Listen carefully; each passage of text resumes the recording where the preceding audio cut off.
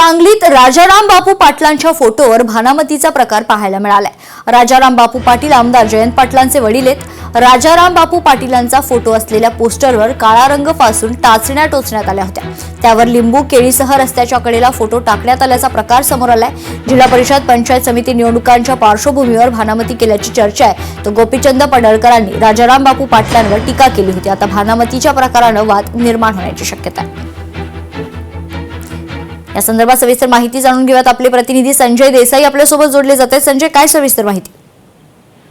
सांगली जिल्ह्यातील माळवा तालुक्यातील येलूर या ठिकाणी भानामतीचा प्रकार उघडकीस आलेला आहे। आपण पाहिला असेल की फोटो स्वर्गीय राजाराम बापू पाटील यांच्या प्रतिमेवर जादूटोणा केल्याचा धक्कादायक प्रकार उघडकीस आलाय।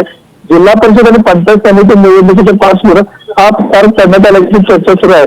स्वर्गीय राजाराम बापू पाटील यांच्या फोटो असलेल्या पोस्टरवर काळा रंग फासून टाचण्या टोचून त्यावर लिंबू केळी असा उतारा करून रस्ता कडेला राजाराम बापू यांचा फोटो टाकण्यात आल्याचे समोर आलंय।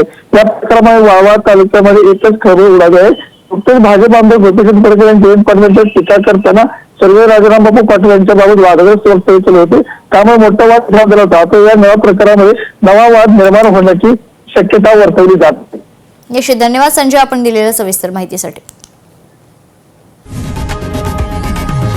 लोकशाही मराठी ऐका, पहा, जागरूक रहा।